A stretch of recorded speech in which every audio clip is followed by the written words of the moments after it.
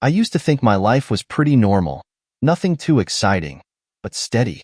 I've been married for almost 12 years to Jessica, the woman I believed was my rock. We had a comfortable house, decent jobs, and no real drama. In fact, I always figured we were one of the lucky couples. Jessica had always been thoughtful, the kind of wife who left little notes in my lunch bag or would text me, "I love you," in the middle of a random Tuesday. We had a good thing going, or so I thought. That changed about a month ago, and I still haven't wrapped my head around it. It started like any other weeknight. Jessica had made spaghetti, and we were sitting at the dinner table, talking about work, the usual stuff. Out of nowhere, while spinning pasta on her fork, she casually dropped a bomb on me. "Have you ever thought about opening up our marriage?" she asked, her voice so calm you'd think she was suggesting we try a new recipe. I almost choked on my food. I just stared at her, half expecting her to laugh or say it was a joke. But she didn't. Her face was dead serious. "What did you just say?" I managed to ask, sure I had misunderstood her. "You know," she continued, still not meeting my eyes, "like other couples do sometimes. They love each other but also see other people. It's something I've been thinking about." I couldn't believe what I was hearing. This was Jessica, my wife, my partner of 12 years. The woman who couldn't even keep a secret about a birthday gift, much less something this huge. I pushed my plate away, suddenly losing my appetite. "You're actually serious?" I asked, trying to keep my voice steady, though inside I felt like the ground was falling out from under me. Jessica just shrugged, looking down at her plate. "I've been thinking about it for a while. I mean, we've been together for so long. Maybe it would keep things interesting, you know?" Interesting? The word felt like a punch to the gut. Was she bored? After all these years, was she really looking to shake things up like this? I didn't know how to respond. My brain was still scrambling to process what she was saying. Is this coming from somewhere specific? I finally asked, trying to dig for some kind of explanation. "Have you been unhappy with us?" Jessica shook her head. "No, it's not like that," she said quickly, though her eyes told a different story. "I still love you, Tom. I do. I just thought maybe this would be something new." Something new. I couldn't believe it. The woman I thought I knew inside and out was standing in front of me, proposing something that felt so alien, so wrong. I couldn't shake the feeling that there was more to this than she was letting on. "We don't have to do it if you're uncomfortable," she added, almost too casually, like she was trying to soften the blow. I just wanted to bring it up, but the damage had already been done. The very fact that she was thinking about this, that she had been contemplating it for who knows how long, was enough to make me question everything I thought I knew about our marriage. The rest of the night felt like a blur. Jessica acted like nothing had changed after she dropped that bombshell on me. She finished her dinner, cleaned up the kitchen, and even curled up on the couch to watch TV like it was just another evening. But for me, things were different. The air between us felt colder, heavier, and I couldn't shake the gnawing feeling in my gut. I went to bed early that night, though I didn't get much sleep. Jessica slid in beside me, same as always, but I just lay there, staring up at the ceiling, my mind racing. Why now? What was really going on? Was she just curious? Or was there something else, someone else, she wasn't telling me about? The next few days passed uneventfully, but the tension between us simmered just beneath the surface. Jessica acted like the conversation never happened, going about her days as if everything was normal. But for me, it was far from normal. Every time I looked at her, I kept wondering, was she already thinking about someone else? Had she already crossed some line I wasn't aware of? I tried to push those thoughts away, telling myself that maybe I was overreacting. Maybe this was just a passing idea, something she picked up from her friends. Speaking of which, her friends, Beth and Sarah, came to mind more often than I'd like. Jessica had been spending a lot more time with them recently. I didn't think much of it at first, but now, it made me wonder. They were younger, more adventurous, the type who seemed to enjoy pushing boundaries. I couldn't help but think maybe their influence had sparked something in Jessica. One night, I found myself alone in the living room after Jessica had gone to bed. Her laptop was sitting on the coffee table, and for the first time in our marriage, I felt a strange urge to check it. I'd never been the suspicious type. We'd always had a trusting relationship, but now, I wasn't so sure. I stared at the laptop, my heart racing, my mind battling with itself. Was I really going to snoop on my wife? What if I didn't find anything? What if I did? The thought of it made me feel sick, but the need for answers was stronger than the guilt. I opened it up and, of course, it was password protected. But I knew her well enough to guess the password. It was the same as our wedding date. When the screen unlocked, a wave of guilt hit me, but I pushed it aside. I started digging, scrolling through her emails, her social media, looking for anything that might hint at why she had brought up the idea of an open marriage.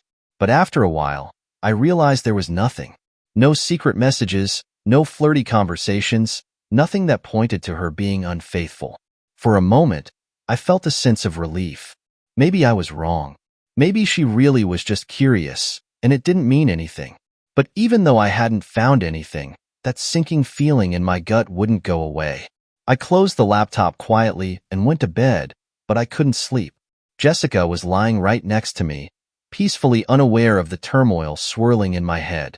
I wanted to shake her awake, to demand answers, but I couldn't bring myself to do it. I didn't have any proof, just a nagging feeling that something was off. The next day, I tried to act like everything was fine. Jessica seemed her usual self, laughing at something on her phone and making small talk about work. But now, I was paying closer attention. Every text she received, every time she looked at her phone, it made me wonder, who was she talking to? What was she hiding?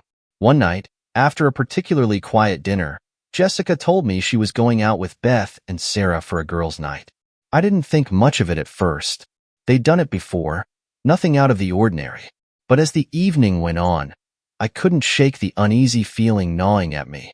I picked up my phone, hesitating before typing out a quick text. "How's your night going?" I sat there waiting, staring at my phone. Minutes passed. An hour. Still nothing. Finally, close to midnight, my phone buzzed. "Hey, sorry.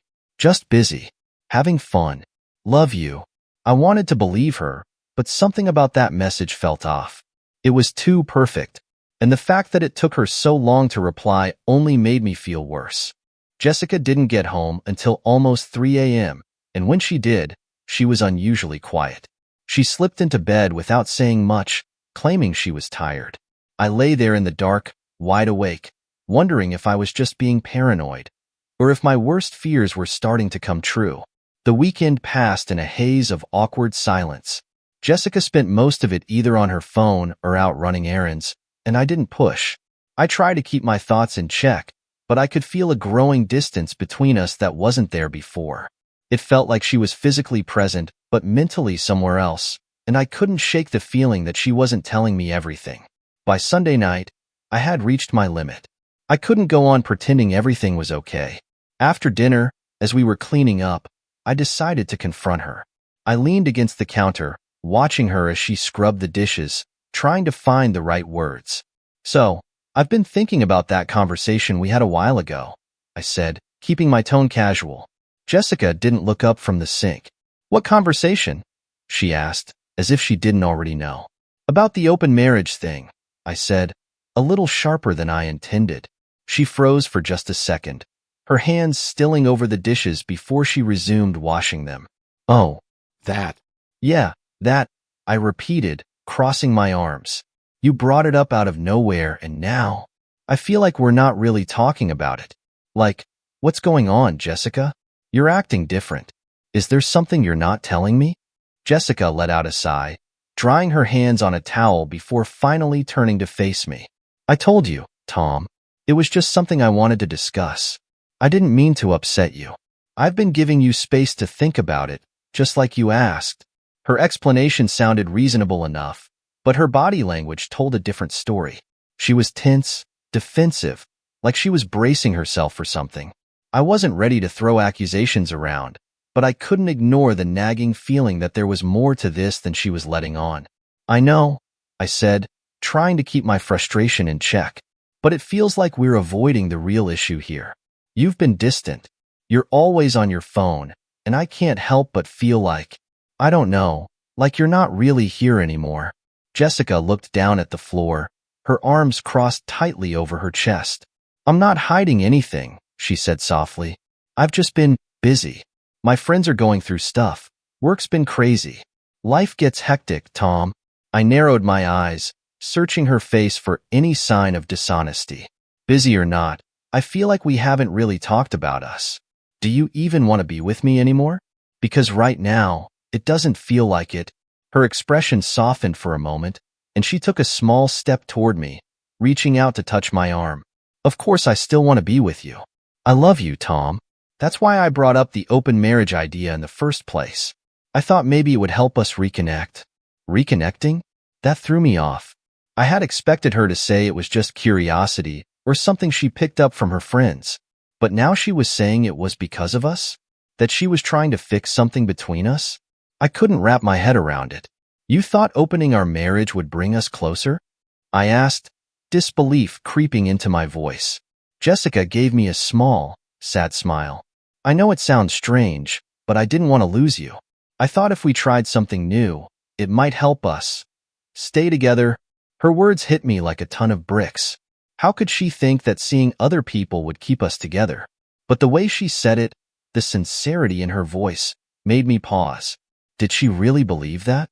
All right, I said finally, not sure what else to say. I'll keep thinking about it. Jessica nodded, her expression relieved, like we had just settled the matter. But for me, nothing was settled. In fact, I felt more confused than ever. If this was about saving our marriage, why did it feel like we were drifting further apart? The days that followed were tense, to say the least. Jessica went back to her usual routine, but I couldn't shake the feeling that something was slipping through my fingers. Every time she left the house, I found myself wondering where she was really going, who she was really with, and every night, I lay awake in bed, turning her words over and over in my head. One evening, Jessica went to bed early, saying she had a headache. I stayed up, watching TV but not really paying attention to anything on the screen. My mind was elsewhere, trying to piece together what had changed between us. How had we gone from being a happy couple to this? Her laptop was sitting on the coffee table again, and before I could stop myself, I opened it. This time, I didn't feel the same guilt I had before. I was past that. I needed answers. I needed to know what was really going on. I clicked through her browser history, and at first, there was nothing out of the ordinary. Social media, shopping sites, the usual. But then I saw it, a private browsing window. My heart skipped a beat as I clicked it open, and what I found made my stomach turn. Jessica had been visiting forums about open marriages and polyamorous relationships. This wasn't just a passing thought. She had been researching it for months. There were posts from back when I hadn't even had an inkling of her intentions. She had been planning this for a long time. I kept scrolling, feeling sicker with each click. She had even left comments on some of the posts, asking for advice on how to introduce the idea to a traditional partner.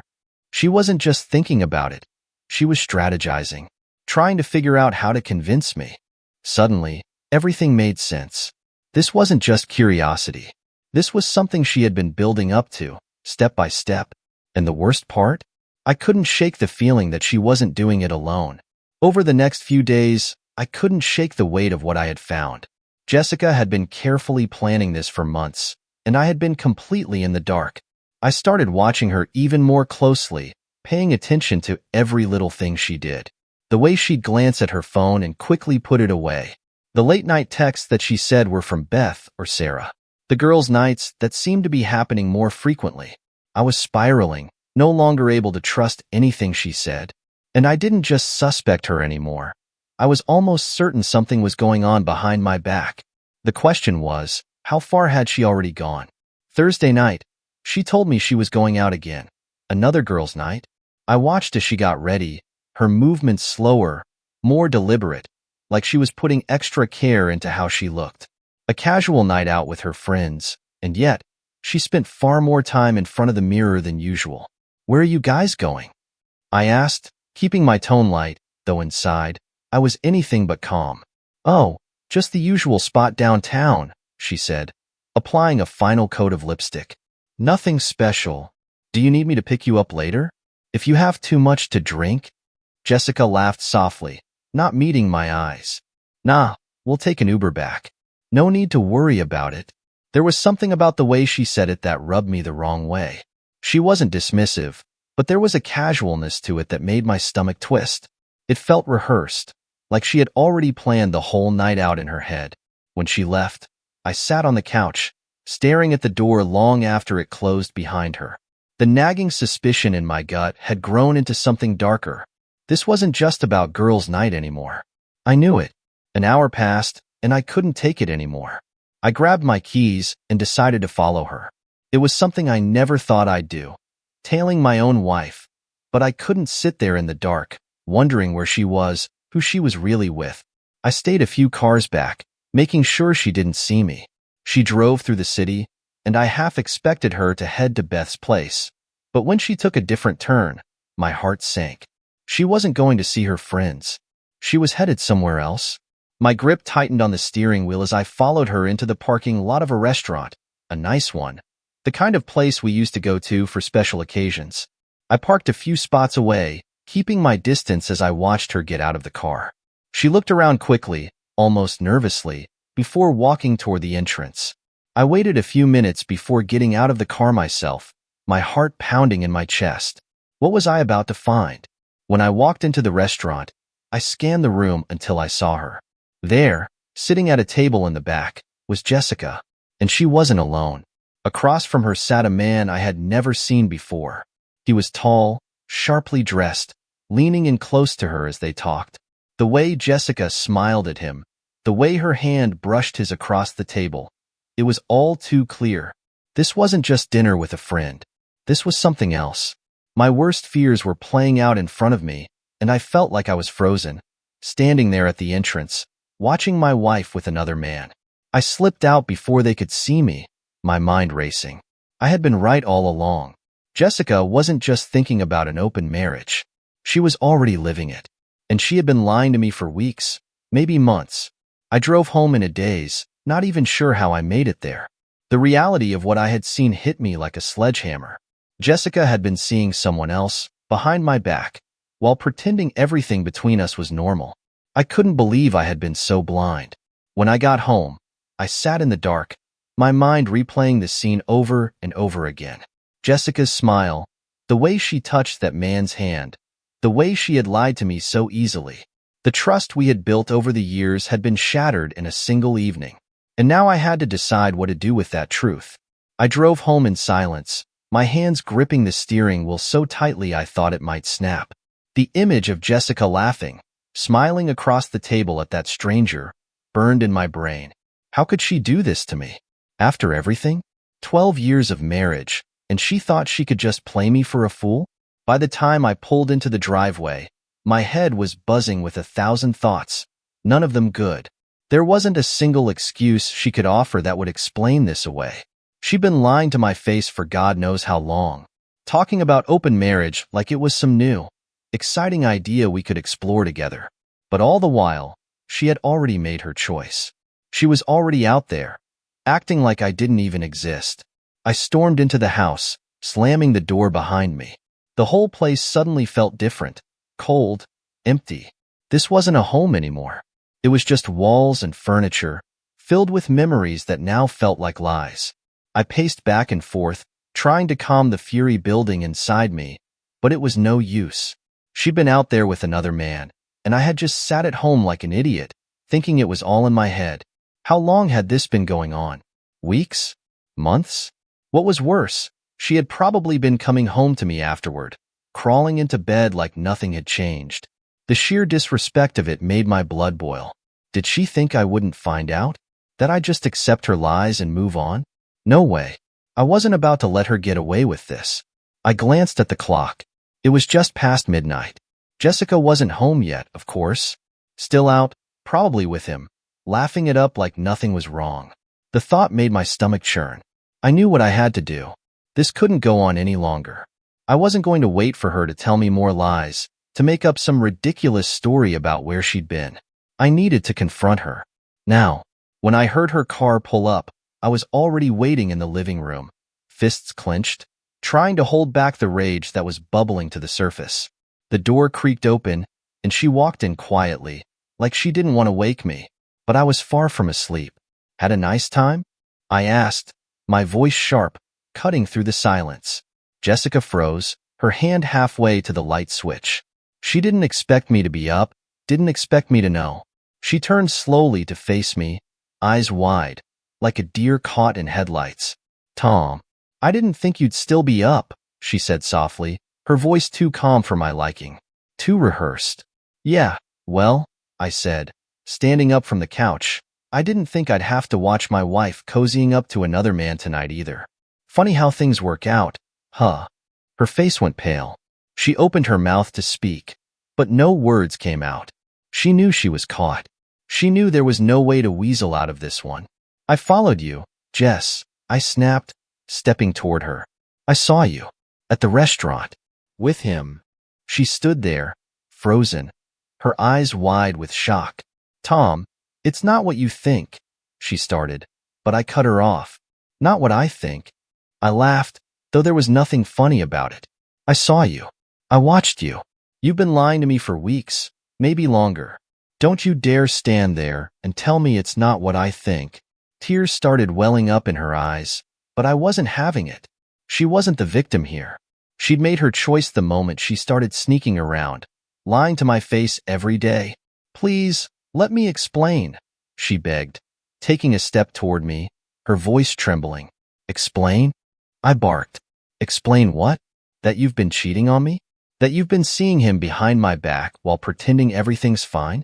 I'm done with your explanations, Jess. I'm done with your lies. Her tears started to flow now, but I didn't care. She deserved every ounce of pain she was feeling right now. She had broken something between us, something that couldn't be fixed with a few tearful apologies. Tom, I swear it wasn't like that, she said, her voice breaking. We didn't. Nothing happened. We were just talking. It's just, I didn't know how to tell you. I shook my head, laughing bitterly. So, what? You thought you'd just ease me into it by throwing around the idea of an open marriage? You thought that would make it okay? Let me tell you something, Jessica. There's no universe where I'd be okay with this. She stood there sobbing, her body shaking, but I couldn't feel anything but disgust. Disgust at her. Disgust at myself for not seeing this coming sooner. I can't believe you, I muttered, shaking my head. You threw away everything. For what? For him? No, she cried, her voice desperate now. I didn't mean for this to happen, Tom. I love you. I do. I don't know how we got here. I stared at her, my chest tight with anger. You know exactly how we got here. You lied. You betrayed me. And now, you're trying to act like you didn't mean for it to happen? It doesn't work like that, Jess. You don't just accidentally cheat. She collapsed onto the couch, her face buried in her hands, sobbing uncontrollably. But I didn't care anymore. The woman sitting in front of me wasn't the same person I had married. She was a stranger, someone I didn't recognize. And I knew, in that moment, that there was no going back. I want a divorce, I said, my voice cold and final. Jessica looked up at me, her tear-streaked face full of panic. No, please. Don't say that. We can fix this. We can go to counseling. I made a mistake, but we can work through it. I shook my head, the decision already made. No, Jess. We're done. The room fell into a suffocating silence after I said those words. Jessica just sat there, her body trembling as she tried to process what I'd said. A divorce. That word hit her like a brick to the face. But I wasn't about to back down. Not after everything she had done. Tom, please, she whispered, barely able to get the words out through her sobs. We can't just throw this all away. We've been together for so long. We can fix this. I'll do whatever it takes. I stood there, staring down at her, feeling no sympathy left inside me. How could she still think there was anything left to fix? She had torn us apart long before tonight. The lies, the betrayal, the secrecy. She had killed any chance we had the moment she decided to go behind my back. Now, it was too late. It's over, Jess, I said firmly, my voice like ice. I don't trust you anymore. You made your choice, and now you're going to live with it. Her tears turned to sobs as she clutched her chest, like she was trying to hold on to something that was already slipping away. I watched her, feeling nothing but emptiness. This wasn't the woman I had fallen in love with. That person was gone. She had been replaced by someone I didn't even recognize. "You can't do this," she whimpered. "We've been through so much together. Don't throw it all away because of one mistake." "One mistake?" I snapped, my anger flaring again. "This wasn't just one mistake, Jess. This was months of lies. Months of you sneaking around, seeing someone else, pretending like everything was fine. You knew what you were doing. You knew, and you did it anyway." She flinched at my words, but I didn't care. She needed to hear the truth. She needed to understand that there was no going back from this. "You didn't make a mistake," I continued, my voice growing harsher. "You made a decision. You chose him. You chose to betray me. And now, you have to deal with the consequences." Jessica's sobs grew louder, her body shaking with every breath. But I was done. Done with the excuses, the fake tears, the lies. I had given her everything. My love, my trust, my loyalty, and she had thrown it all away like it meant nothing. "I'm done with this," I said, turning away from her. "I'm staying at a hotel tonight. I'll come back for my things tomorrow." "No, please," she begged, reaching out to grab my arm. "Don't leave. We can talk about this. We can fix it." I yanked my arm away from her grip, my patience running out. "There's nothing left to talk about. You made your bed, now lie in it." With that, I walked out the door, leaving her sobbing on the couch. I didn't look back. I couldn't. If I stayed any longer, I knew I'd only get angrier, and I wasn't going to let her drag me down with her. I didn't stop until I was halfway down the road. The anger was boiling inside me, and the more I thought about her sitting there, sobbing, the more disgusted I felt. How dare she? After everything she did, she had the nerve to beg me to stay? To fix it? She didn't even understand the damage she had caused. I checked into a cheap hotel on the edge of town, tossing my bag onto the bed. The room was small, stuffy, and dimly lit, but it didn't matter. It was a hell of a lot better than staying in that house. I needed to be away from her, away from all the memories that now felt poisoned by her betrayal. I sat on the edge of the bed, staring blankly at the wall, trying to calm the storm in my head. But no matter how hard I tried, all I could see was her sitting there with that man. The way she smiled at him, touched his hand like I didn't exist. It made me sick. And the worst part? She had planned it.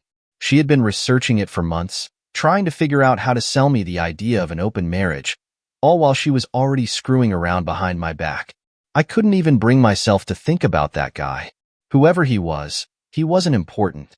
What mattered was that Jessica had broken everything. She had shattered the life we'd built together. And now she wanted me to just forgive her like it didn't mean anything? No. There was no forgiveness for something like this. I lay back on the bed, the ceiling spinning above me. I felt trapped, suffocated by the weight of what had happened. I knew I couldn't just sit there and let it eat away at me. I had to do something. I had to end this once and for all. First thing in the morning, I was going to a lawyer. I wasn't going to give her the satisfaction of thinking we could fix anything. There was nothing left to fix.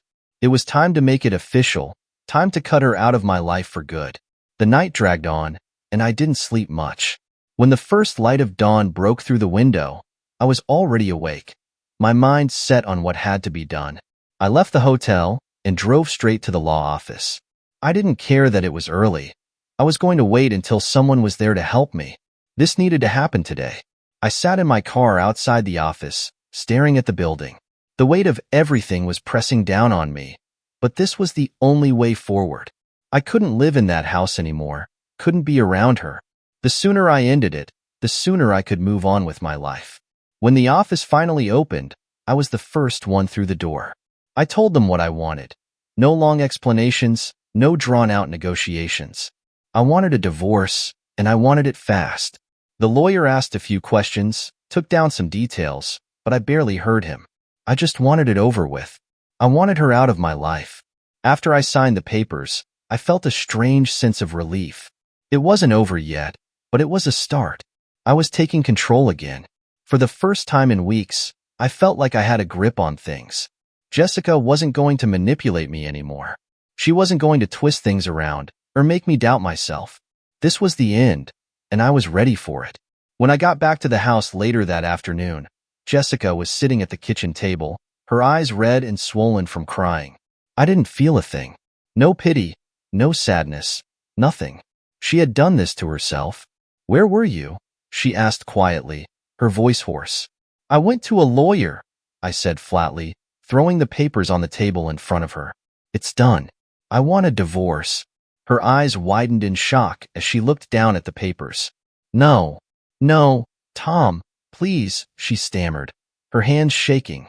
We can't, don't do this. We can still. No, I cut her off, my voice cold and final. It's over. You destroyed us. You made your choice and I'm making mine. She stared at me, her mouth opening and closing like she was searching for the right words. But nothing came. She knew. Deep down, she knew this was the end. And there was no turning back. Jessica stared at the divorce papers like they were written in a language she couldn't understand. Her lips quivered, her hands trembling as she clutched the edges of the documents. But no amount of tears or begging was going to change my mind. The line had been crossed, and there was no coming back. Tom, please, she whispered, her voice cracking under the weight of her desperation. Don't do this. We can try. We can still fix this. Fix this? I said, my voice like steel. You think we can fix this? You were out there with him while I was sitting at home, trusting you, believing that you were just confused. But you weren't confused, Jessica. You were playing me. And now it's over. I leaned in closer, making sure she couldn't hide behind her tears. You lied to me.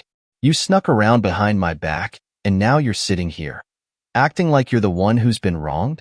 No, this is on you. You killed our marriage, not me. Her face was pale, her eyes hollow as the reality of what was happening sank in. She opened her mouth to speak, but no words came out. I could see her crumbling in front of me, the weight of her betrayal finally crushing her. But I didn't feel anything. Not anymore. I turned away from her, not interested in hearing another sob-filled apology. I had heard enough. I had seen enough. This was the end, and I was walking away with no regrets. I'll be gone by the end of the week, I said, my back turned to her. The house is yours. I don't want it. I don't want anything from you. There was no point dragging it out. She could have the house, the memories, everything.